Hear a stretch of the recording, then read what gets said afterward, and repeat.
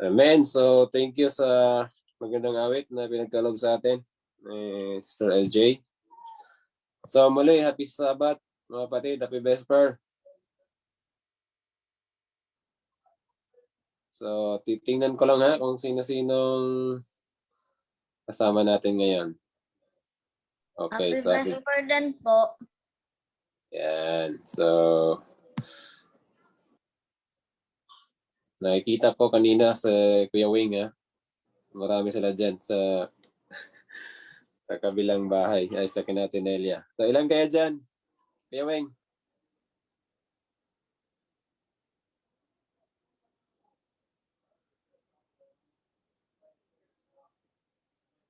Nanonood po kasi sila sa TV. Late po yung FB Live, so hindi po nila marinig yung Zoom. Ay, ganun. Okay, so muli, happy Sabbath at happy Vesper sa ating lahat. At maraming salamat at tayo ay nandito. Nakapagbigay papuri ulit sa ating Panginoon. No? So talagang ang Sabbath ay blessing sa atin kasi makapagpahinga tayo at makapakinig pa tayo ng mga salitang makapagpalakas sa atin, makapag-inspire sa atin. So salitang makapagtanggal ng ating takot or duda or mga hesitation no sa buhay natin. So lalo na sa panahon ngayon. So yan, pasalamat tayo sa Panginoon na meron tayong isang araw na special para tayo ay makipag-usap sa Kanya or makinig sa Kanya. Okay, so sa gabing ito ay di naman siguro mahaba ang ating message. Maiksi lang to. So okay, mag-alala. Okay, so next slide. So, sa gabing ito, pag-usapan natin yung kwento tungkol kay Ruth. Sinong nakakalam sa kwento ni Ruth? Dito si Ate Ruth, ha? Pangalan lang. Mayroon ba nakabasa na nito? Wala si Honey. Okay, so ang kwento kasi ni Ruth ay isang maiksi na kwento pero ano siya, napakagandang kwento at marami tayong mapupulutang aral.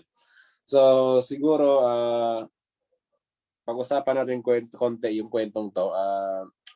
Nangyari sa kwentong ito, di ba, ay nagkaroon ng taggutom sa lugar ng Israelites. So panahon dito ng mga judges. At siguro sa panahon ito ay yung mga tao sa Israelites ay gumagawa ng kung ano yung mabuti ayon sa kanilang kalooban. Kaya siguro sila ay pinarusahan ng Panginoon at nagkaroon ng taggutom. Kaya itong isang family na si pamilya ni Elimelech ay nag-decide na pumunta sa lugar ng Moab para siguro mas nabalitaan nila na mas maganda ang mas maganda ang hanap buhay doon. Kaya sila ay nag-migrate. So marami din yan sa atin, no? Mga kapatid, na nagma-migrate tayo sa ibang lugar. So ako rin, hindi naman kami taga Cavite talaga. So nag-migrate tayo kasi mas maganda rin yung nandito yung siguro sa trabaho na rin, may opportunity dito. So ganun din nangyari sa kanila na kita siguro sila ng opportunity sa Moab kaya sila doon muna pansamantala. So nung sila umalis ay kumpleto yung kanilang family. I mean, si Elimelech, si Naomi, tsaka meron siyang dalawang anak na sinanak nila, si Malcolm, tsaka sino pa yung isa? Maalala yung isa. So, ang hindi magandang pangyayari is alam natin yung kwento, di ba, na namatay yung si Elimelech, tapos yung kanyang mga anak ay nakapag-asawa. Yun nga, ang napakasawa niya ay si Ruth at saka sino yung isa? Si Orpah. So, at dumating din yung panahon na nagkasakit din yung kanyang dalawang anak ni Naomi at ito rin ay namatay. So, hindi maganda yung kanilang naging karanasan din, no? Kasi hindi natin alam, hindi nabanggit sa kwento kung bakit nagkaganoon. Siguro may dahilan kung bakit ganoon ang nangyari sa kanilang family. nawalan ba sila ng pananampalataya sa Panginoon? Kasi bakit sila lumipat sa lugar, I mean sa Moab, sa lugar ng Moab, ito ay hindi naman ito yung lugar na pinili ng Diyos, or hindi ito mananampalataya. Although galing sila sa lahi ni Lut, pero ay hindi na sila, nalayo na sila sa Panginoon. So hindi natin pag-usapan kung bakit nagkaganon ang nangyari kay Elimelech pati sa kanyang mga anak. Ngunit ang maganda rito mga kapatid ay nung naisipan na nga ni Naomi na bumalik sa kanilang lugar kasi umayos na yung kanilang pamumuhay doon, at siguro nalungkot din si Naomi sa lugar na yun, kaya kailangan niyang bumalik sa kanilang lugar. So dito ay nagpaalam siya sa kanyang dalawang ibang tawag doon, kanyang manugang, na ang sabi niya ay umuwi na lang kayo sa inyo, or wag na kayo sumama sa akin, umuwi na kayo sa kanya-kanyang bahay niyo. Pero makikita natin sa kwento mga kapatid na yung dalawang manugang ni Naomi ay parang ayaw humiwalay sa kanya.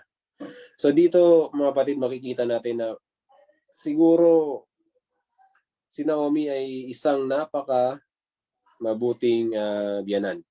Tingin ko kasi hindi lahat ng biyanan saka manugang ay nagkakasundo. Minsan ay nag-aaway or hindi talaga magkasundo kasi hindi natin alam. Pero dito sa kwentong ito ay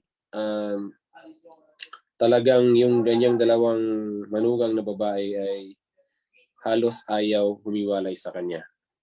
Gustong sumama sa kanya kahit saan man siya magpunta. So dito na makikita na siguro si Naomi isang naging napakabuting biyanan sa dalawang babaeng ito. So siguro sa next slide makikita natin itong ang unang nangyari dito, ang unang ginawa ng kanyang mga manugang. So next slide. Ang sabi dito ay parang nag-iba yung arrangement ng slide, no? Loyalty.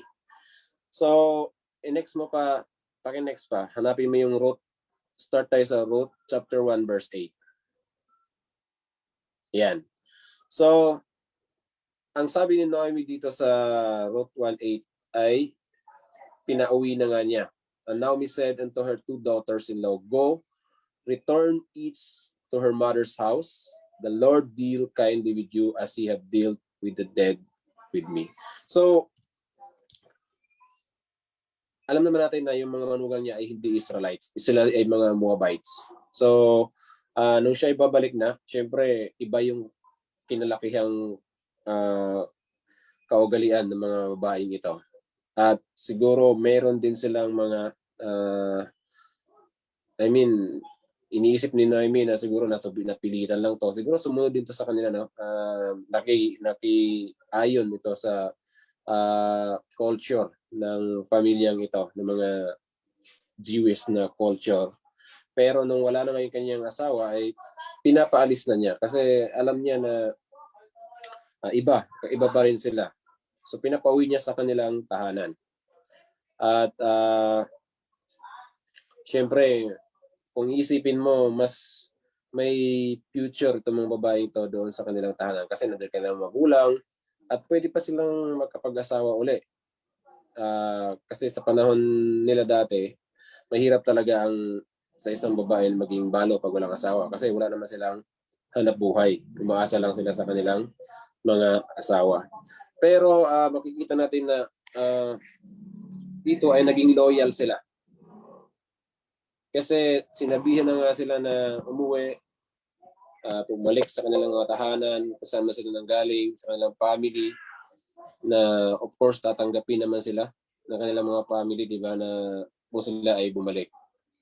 Pero nga, nagdalawang isip itong kanyang mga manugang. So dito makikita natin mga kapatid na talagang siguro si Naomi ay isang maalaga, caring, mabait, mapagmahal, at talagang kakaiba siyang mother-in-law na talagang tinuring niya siguro itong kanyang manugang na parang tunay na anak na rin, or talagang trinit niya ng maayos. Siguro napakaganda ng kanilang samahan sa kanilang sambahayan. So kaya naging loyal itong kanyang dalawang manugang. Okay, next tayo. Yung Ruth chapter 1 verse 15. Okay, dahil nga sa kapilit ni Naomi na napalisin sila, di ba? Hindi na siguro napigilan ng isa, napag-isip-isip ng isang siya ay bumalik. Sabi kasi dito ni Naomi ay, "Behold, thy sister-in-law is gone back unto her people." So si Orpah ay hindi na siya nagpumilit pa kasi mapilit din si Naomi na pinapauwi na nga sila. Kaya yung isa ay umuwi na nga. Ano pa sabi dito? Gone back to her people and unto her gods. So ibig sabihin mayroon talaga silang ibang Diyos. Iba yung kanilang pananampalataya. Kaya nga pinapauwi siya at binigyan na sila ng kalayaan. Kasi sabi ni Naomi, wala na naman siyang maibibigay pa, or kung siya man ay makapag-asawa pa, magkaanak, malabo na siya mag-asawa at matagal pa, di ba? Yung palalakihin mo pa yun, antayin mo pa yun. So, talagang ganun na lang ang kanyang na naawa din siguro siya sa kanyang mga manugang kasi wala rin naman siyang kasiguraduhan pagbalik niya sa lugar nila. Di ba? Isa kang balo na babalik sa lugar niyo na walang kang dala, wala ka nga. So, wala rin siya talagang nakikitang magandang pang maibibigay niya sa kanyang mga manugang. Kaya nga yung isa ay napag-isip-isip niya siguro na mas tama na siya ay bumalik. Pero si Ruth ay anong ginawa niya? Hindi siya umalis. Dito, sabi dito na napansin natin na unto her gods. So, dito natin makikita na parang si Ruth, dahil hindi siya umalis, nag-stick siya kay Naomi, hindi na parang ano nangyari dito is nagkaroon na siya ng pananampalataya kung sino man yung pinanampalatayan ni Naomi. So, hindi na niya nawala na siguro sa isip niya yung kanilang mga gods kasi marami silang mga Diyos-Diyosan, di ba, sa lugar na yon. Hindi sila mananampalataya sa tunay na Diyos. So, hindi siya nagkaroon dito, nag-umpisa ng kanyang pananampalataya. Ibig sabihin, sa sambahayan nila Naomi ay tinuturo siguro, or tinuturo talaga, hindi siguro, tinuturo nila yung pananampalataya sa tuong Diyos. At tingin ko, kahit ganun pa man ang nangyari sa bayan ni Naomi, ay nakita pa rin ni Ruth na mayroon silang tunay na Diyos. Kasi kung ikaw, kung tayo, di ba, o kung kayo mga kababaihan, tingin nyo kung hindi nakitaan ng pananampalataya or walang Diyos ang iyong manugang ay iyong bayanan, ikaw ba ay sasama pa? Ikaw ba ay magpupumilit na ayaw mong humiwalay? So dito, kahit ganun man ang nangyari sa kanila, kahit hindi mabuti ang nangyari sa kanila, makikita natin na meron pa rin silang pananampalataya. Sila ay nagtitiwala pa rin sa Diyos na totoo. So kung itutuloy natin, dito nag-umpisa nga na meron na siyang pananampalataya. Meron siyang paniniwala si Ruth. Dito sa next slide, Ruth 1:16. Hanapin mo yung ito. So ito, binago ko to. Loyalty, ginawa ko tong faith pa rin. So faith or loyalty. So dito natin makikita na may pananampalataya talaga si Ruth. Kasi anong sabi niya? Siya ay pinagtulakan na talaga ni Naomi na umuwi na. Pinilit na. Pero anong sabi niya dito? Kahit saan ka pumunta, ako ay pupunta. Kahit saan ka magstay, doon din ako mag-stay. Ang iyong people, ang iyong yung mga sambayanan o kanyang lahi or anuman ay magiging kanyang people na rin. At ang napakahalaga sa lahat ay your God will be my God. So talagang dito makita mo na nakita ni Ruth na may Diyos siya. At siguro hindi naman niya sasabihin na your God by God kung hindi niya nakitaan na itong God na to ay makapangyarihan. Or may something talaga, di ba? Kung isipin mo, may something talaga kay Naomi na nag-udyok kay Ruth na talagang magstay. So may nakita talaga siya sa ugali ni Naomi at sa kanyang pananampalataya at higit sa lahat sa Diyos ni Naomi, sa kanyang pinaniniwalaang Diyos. So, siguro din ay kilala naman ng Israelites, di ba? Kahit si Ruth ay isang Moabites, kilala nila ang kapangyarihan ng Diyos ng Israelites. Paano sila dinala sa Canaan, paano sila inilabas sa Egypt. So, siguro nabalitaan din to or alam din to ni Ruth, kaya siya ay mayroon talagang pananampalataya. At siguro na-witness din niya talaga to sa sambahayan ni Naomi. So, kaya siya ay nagpupumilit talaga. At sabi pa niya dito, kung saan ka mamatay, doon din ako mamamatay. Kung saan ka ililibing, doon din ako ililibing. So, may the Lord deal with me, be it soever severely, if anything but death separates you and me. So, gaano katatag yan, na parang mag-asawa din. Parang na mag-asawa, di ba, yung till death do us part. Ganon ang sinabi ni Ruth. Kaya nakita ni Naomi na talagang hindi niya mapapaalis itong si Ruth. Kaya okay na rin siya na siya ay makasama. So makikita natin mga kapatid na nang dahil sa pananampalataya ni Naomi, nang dahil sa pag-uugali siguro ni Naomi ay si Ruth ay nakiusap. Diba? Kung tayo nga, kung isipin mo, ano bang mas madali sana kay Ruth? Ano bang mas maganda sana sa kanya? Bumalik na lang siya sa mga bulang niya. At siguradong makakahanap pa siya ng mapapangasawa. Diba? So, pero nakiusap siya. Ano ang pinili niya? Naging loyal siya kay Naomi, nagdanampalataya sa Diyos ni Naomi, at siguro mahal niya si Naomi na kaya hindi niya ito maiwanan. At hindi yun mapatid yung sinabi niyang death separates you and me. So kamatayan na makapaghiwalay sa kanya. So ganun ang kanyang pagmamahal kay Naomi. Okay, at ganun ang kanyang pananampalataya din sa Diyos ni Naomi. Okay, next tayo. So Ruth chapter 2 verse 11 na slide. So dito makikita natin yung devotion. Talagang devoted na siya sa kay Naomi at sa kanyang Diyos. Ng next slide. So sabi nga ni Boaz dito, 'di ba, na alam niya kung ano ang ginawa ni Naomi, ano ang kanyang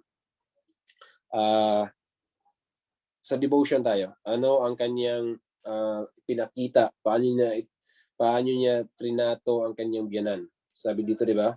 Simula nung namatay yung kanyang asawa. Siguro kung iba yon ay kung talagang hindi niya mahal, hindi siya nagki-care or hindi siya nagre-respeto kay Naomi ay baka galit, di ba? Or iniwan niya talaga. Pero kahit namatay na yung kanyang asawa ay talagang hindi siya umalis. Kaya nga, bilib na bilib si Boss. Si Boss, ito yung naging asawa niya later, di ba? So, alam niyo kung paano niya trinato, paano niya pinakisamahan, di ba? Paano niya, sabi dito, how you left your father and mother. So, iniwan niya ang kanyang sambahayan, iniwan niya kanyang magulang doon sa Moab at sumama siya at doon sa kay Ruth, kay Naomi sa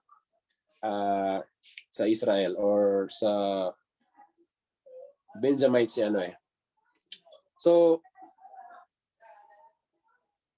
mga kapatid, bihira yung ganito na pagpapalit mo yung magulang, yung mga kapatid, yung pamilya na iniwan mo sa lugar nyo at ikaw ay sumama doon sa strange na lugar. I mean, isa kang estranghero ka, di ba? Hindi mo kilala, hindi mo alam yung walang kasiguruhan. Kasi alam natin na pagdating doon, mahirap pa rin kanilang buhay kasi babae nga sila, wala naman silang hanap buhay. Hindi nila alam kung anong papupuntahan nila doon. So, ito yung sinabi niya, no? So makikita natin dito, kapatid, na talagang mayroon siyang pag-care at mayroon siyang pag-ibig sa kanyang biyanan. At talagang dito makita na hindi niya ginaya yung kanyang sister-in-law din na umalis, iniwan, 'di ba? Iniwan si Naomi sa gitna ng kanyang suliranin. Kasi suliranin din talaga ni Naomi yun na isipin mo, nung unang panahon, pag ikaw ay namatayan ng asawa, namatayan ng anak, parang ang ano niyan, ang effect niyan ay parang ito ay parang curse yan sa family niyo Kaya isipin mo yun, ikaw makikisama ka pa ba sa pamilyang na parang isinumpa na siya, 'di ba? Kasi isipin mo namatayan ka, wala pa silang anak. So, napaka malaking pagsubok ang kanilang naranasan.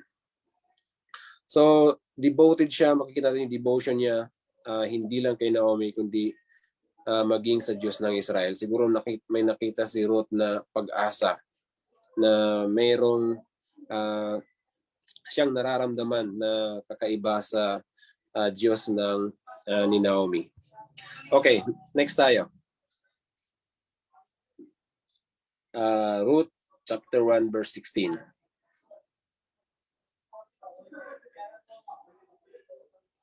Yan. Yung sa commitment.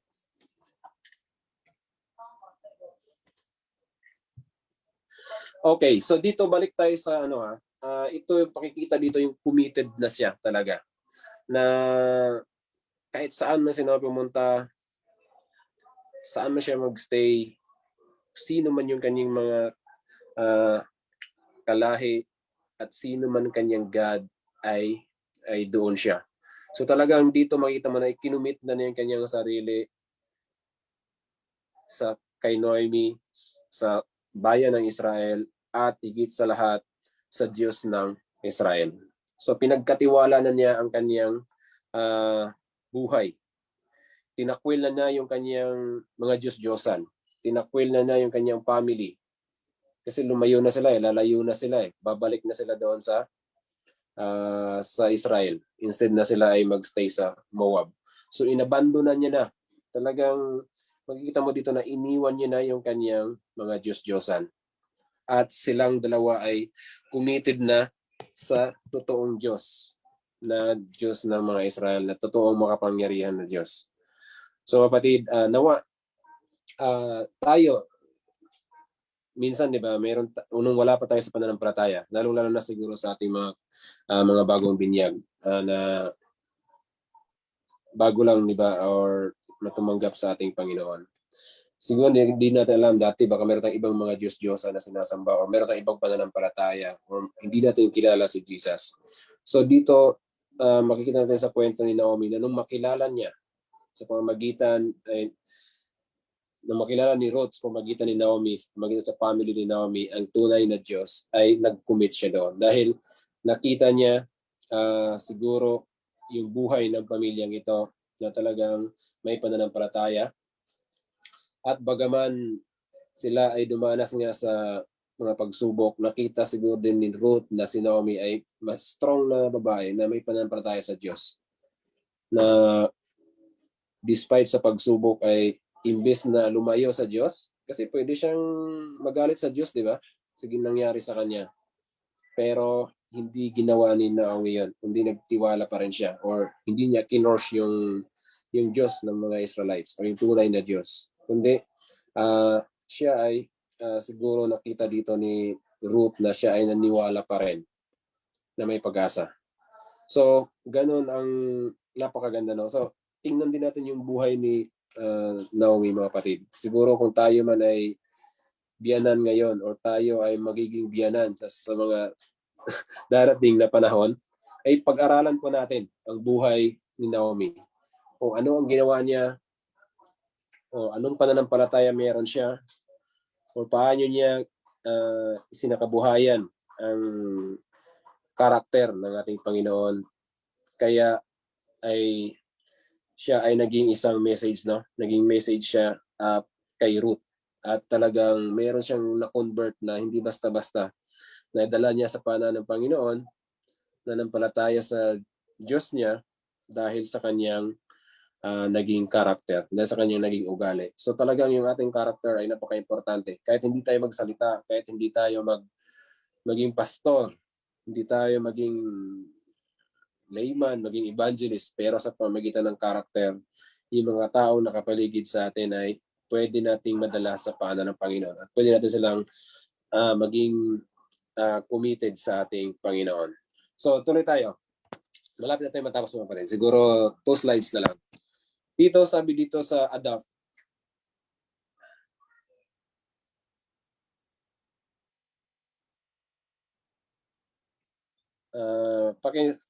next slide, hanap yung slide na may adapt.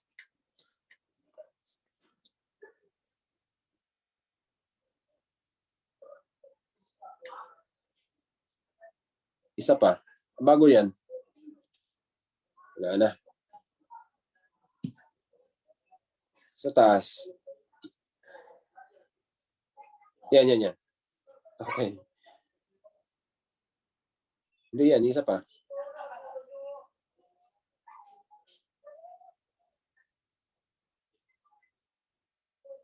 Gandahan lang. Yung mayroon, nakita ko na kanina yung adapt. Yan. Okay. So dito kapatid ay dahil nga committed na si Naomi na sumunod kay Ruth, committed na si Ruth na sumunod kay Naomi at sa kanyang Diyos, ay talagang inadapt niya na. Yung kabuhayan na ni Naomi ay inadapt niya na. Ruth adopts Naomi's God as her very own. So tinakwil nga niya yung kanyang Diyos-Diyosan at tinanggap niya yung Diyos ni Naomi. And in return, God shows her favor in many ways. So dito kapatid, makikita natin sa kwento na hindi natin tinuloy yung kwento kanina, pero ang ending ng kwentong ito ay napakaganda mga kapatid. Sila nga ay pinagpala. Si Ruth ay pinagpala nga at siya ay nakapangasawa ng isa sa mga kalahi ng asawa ni Naomi. At dito nga ay talagang yung kanyang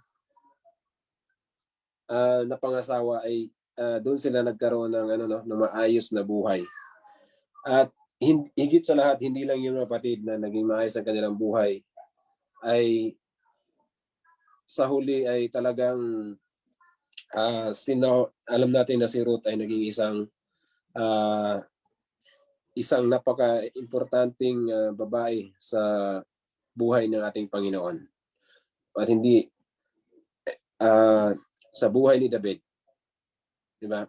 Kasi siya yung naging lola ni David na talagang isipin mo ang iyong apo or ang iyong mga anak, yung lahi ay naging hari ng Israel. So isang napaka laking pagpapala, napakalaking blessing niya, napakalaking favor ang binigay ng Diyos kay Ruth dahil sa kanyang pananampalataya.